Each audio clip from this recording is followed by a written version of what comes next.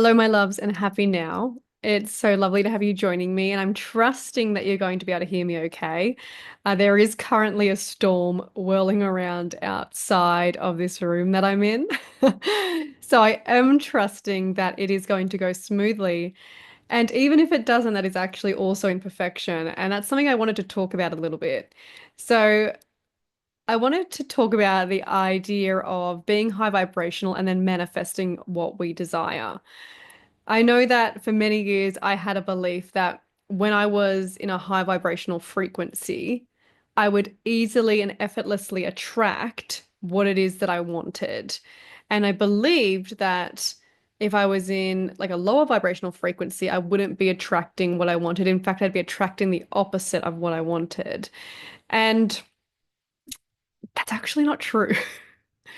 Because, and this is the new belief that I hold, which actually serves my experience so profoundly and feels closely aligned with my higher self and the perspective of all that is, that I'm actually always manifesting everything that I want. Now, whether that's at the perspective of that kind of conscious, intentional manifestation where I'm actually clear about what I desire and calling that in, or if it's not conscious and intentional on like this human level at all, I'm still always manifesting exactly what I desire to experience because the ultimate desire is expansion. The ultimate desire for source, for all that is to know itself experientially. At least that's the purpose of why we're here. At least that's, why we as humans are manifest. So there is nothing that can come into our experience that is not for us. And I know that can be very jarring when we think about all the things that we as the human self believe that we don't want to experience. But it is true that everything that we are experiencing, everything that we're creating is exactly what we're desiring. And it's allowing us the expansion that we are wanting.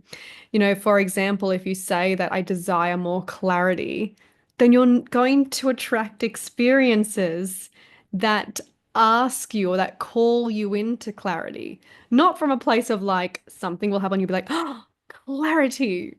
But usually, we have to dance with the contrast of it so that we can move into that space of clarity.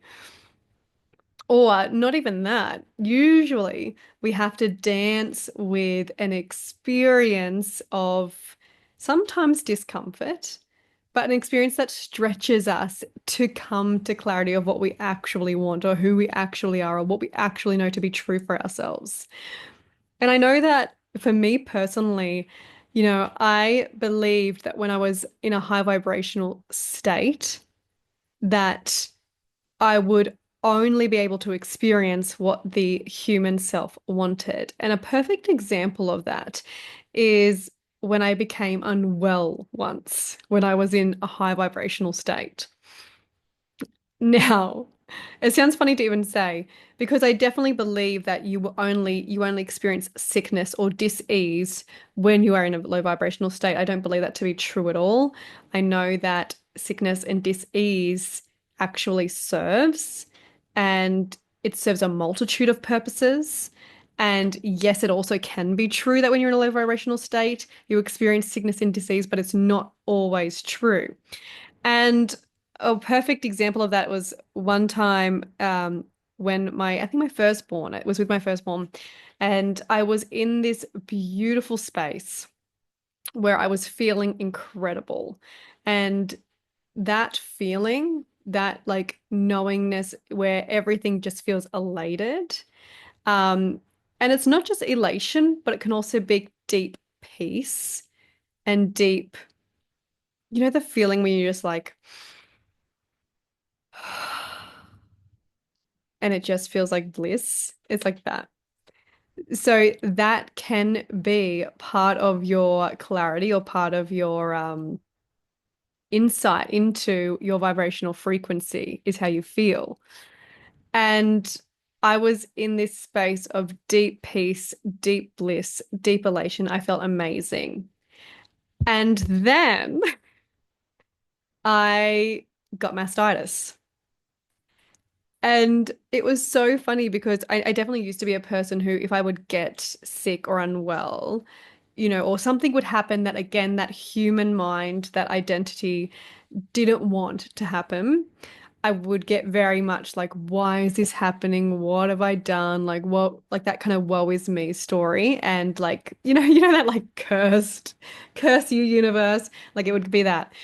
And so I got mastitis, and I couldn't help but know that this was divine because there is no way I could have been in that space and then attracted that experience and it not being perfection.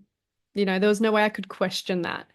And so, you know, I guess now that's really poured into my experience and the way I experience life now is that every single thing is in divine perfection. And the belief that I've adopted, and I strongly recommend you adopt too, if it feels something that does align with you and does resonate with you, is that there is nothing that I can do to stop my manifestations and desires from coming into being.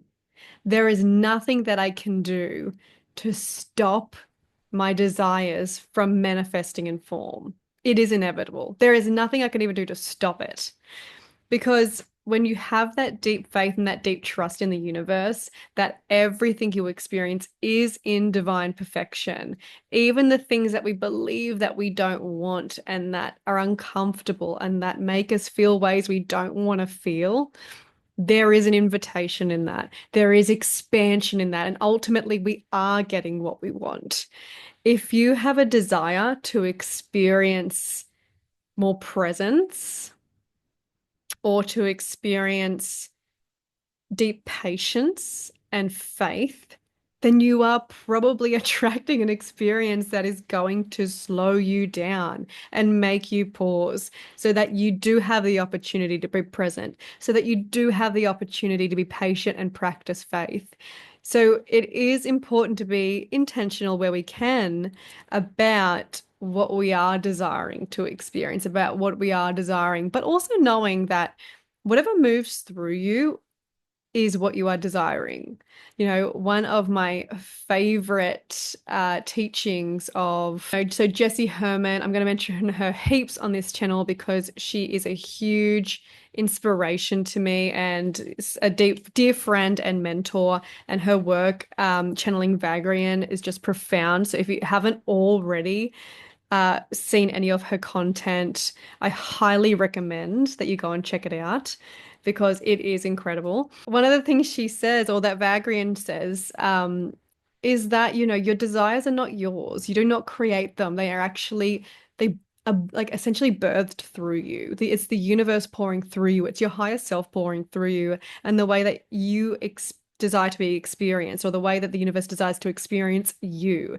So those desires that are coming through you, if it is a desire for presence, honoring that and allowing that and knowing that there is nothing that you can do to stop or to slow down even what you are desiring to experience from being.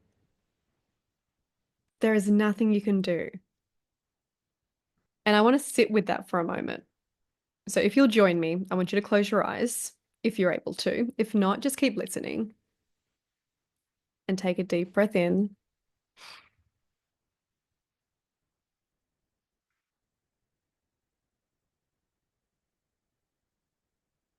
and another, just as we allow our bodies to ground in this knowing, in this deep inner wisdom.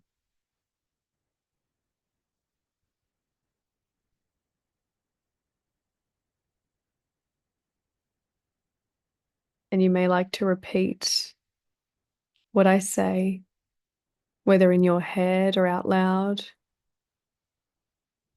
There is nothing I can do to stop my desires from becoming manifest in form.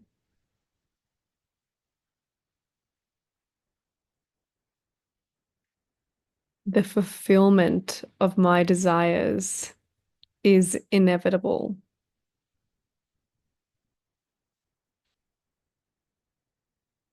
I cannot prevent what is for me. What is for me will always be.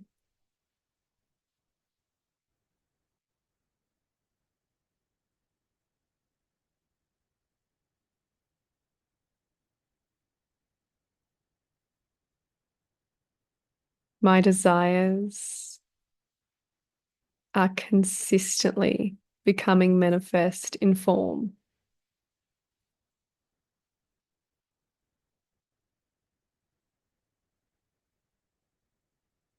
And even if I wanted to, there is nothing I can do to stop these desires from being so.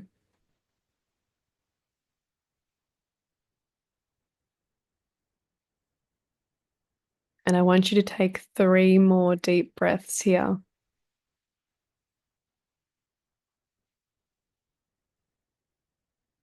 as every cell in your being softens to this truth.